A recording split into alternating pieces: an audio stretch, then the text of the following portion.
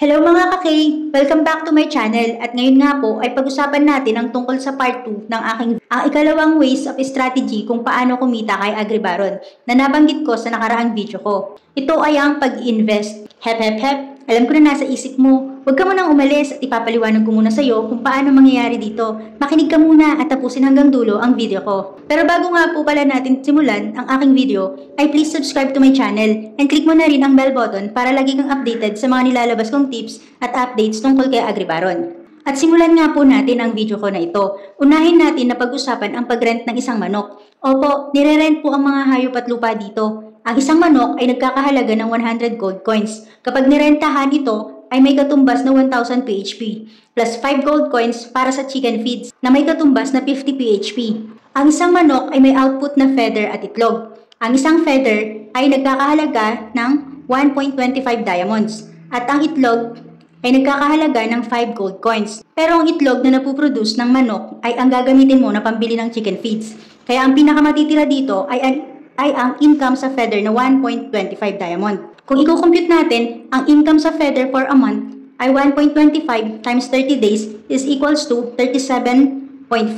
At kung i-convert natin ito sa real money, ay meron tayong 37.5 divided by 50 is equals to 0.75. Tapos, 0.75 times 500 is equals to 375 PHP. So, meron tayong 375 PHP per month. Plus, yung mga nare-receive mo na ma-harvest sa free weight seeds na itatanim mo. Para naman sa mga nagtatanong kung ilang months bago may balik ang in-invest, ay ayon sa computation ko, sabihin na natin na nasa 3 months.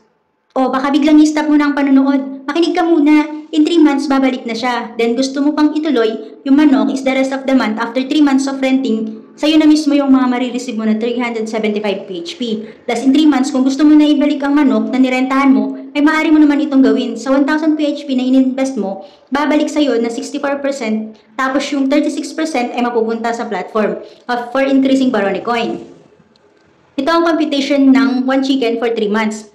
37.5 times 3 is equals to 112.5. Tapos yung 112.5 ay i-divide natin sa 50 is equals to 2.25. Lastly, 2.25 times 500 is equals to 1,125.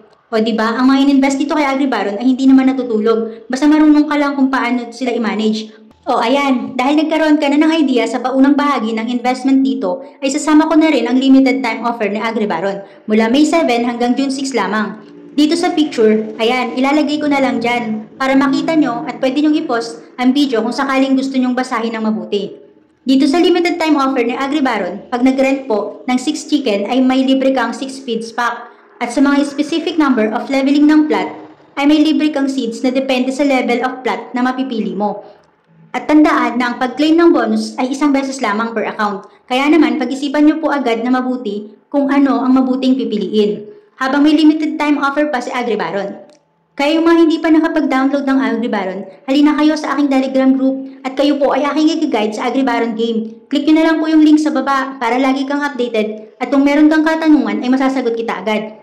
Please huwag kalimutang mag-subscribe sa aking video. Also please like and follow and share this video para ma-update ka sa aking mga susunod na video. At ayun lang muna sa ngayon ang aking video at sana po ay may natutunan po kayo sa topic natin ngayon. Hanggang sa muli po nating pagkikita sa susunod ko pong video. Bye!